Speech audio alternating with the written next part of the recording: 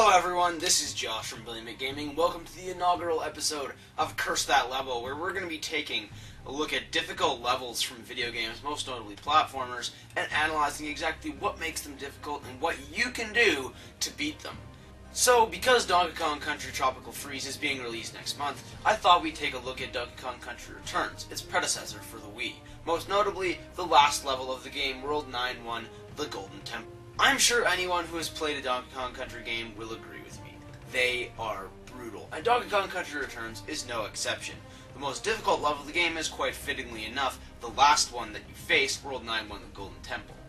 How do you get to it? Well, basically you have to beat the final boss, and that will unlock the Golden Temple level, but you can only explore the exterior part of the area. In order to get inside the temple itself, you need to go back and collect all of the Kong letters from each of the levels of the game.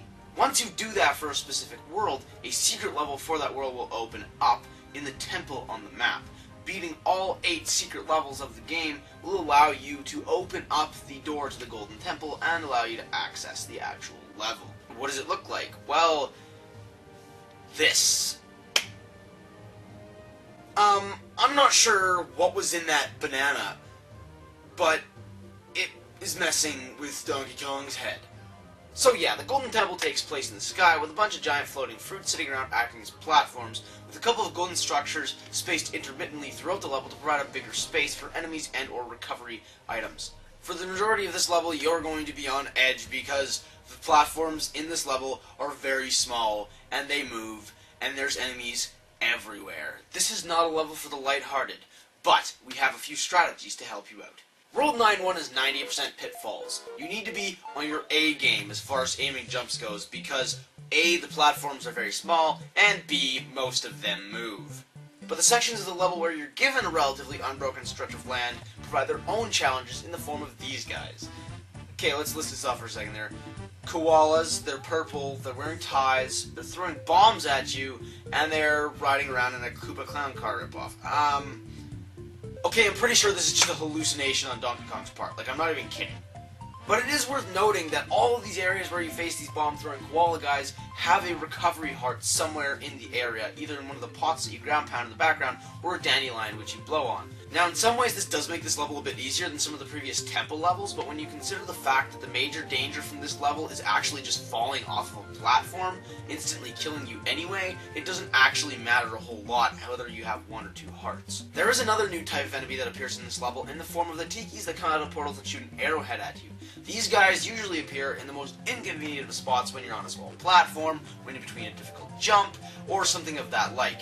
Sometimes the best strategy for avoiding them is to just keep going regardless of whether or not they appear, but you have to remember too that running into the tiki itself will damage you, not just hitting the arrowhead. But the most successful strategy I've had dealing with these guys is to jump right before they're about to fire their arrowhead so that they'll shoot it at you when you're in midair, then you drop down and it'll go sailing over your head, as you'll see right here. You just have to remember that there are a couple of points where several of them will appear at one time, requiring you to properly strategize where you're going to position Donkey Kong so that you don't get hit. Usually in this case, you're just going to have to jump over the arrowheads, which is another viable strategy. It's just a bit more difficult to pull off. Later on, you're going to find a new type of platform, the exploding cherries. These platforms can be pretty difficult to deal with, honestly. A, they explode a short time after you step on them.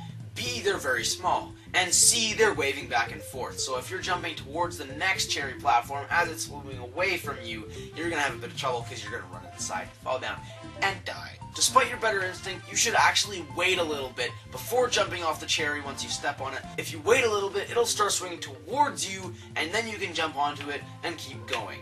It's a pretty simple strategy, but it's one that really helps get through this late part of the level. In summary, your strategy for this level should be to concentrate on precision jumps and timing your jumps appropriately. If you do that, it'll make the level quite a bit easier. So what do you get for beating this level? After mountains of lives, lakes of tears, and infernos of rage, you finally reach the end of this grueling gauntlet of a level. What do you get? Well, you unlock Mirror Mode.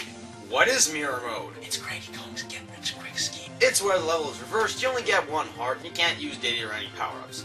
Does it sound fun? If you said no, well, you're a normal person. If you said yes, you're either overly optimistic about your chances, or you're an absolute platforming masochist. But in all seriousness, World 9-1 The Golden Temple is a great level. It is pretty challenging, yes, but it manages to stay fun and entertaining throughout the entire thing. And, well, the theme is weird, but what else would you expect from Nintendo? They're the masters of weird. So that's all I have to say about World 9-1, the Golden Temple from Donkey Kong Country Returns. Here's hoping that a sequel next month gives us plenty more to throw our controllers about. If you enjoyed this video, be sure to subscribe to Billion Big Gaming, like this video, and comment with your thoughts on it. I'd love to hear them. Also, new episodes of Curse That Level coming in the next weeks, and new installments of my Let's Play series as well. I hope you watch those, but in the meantime, this is Josh, signing off. Stay cool, guys.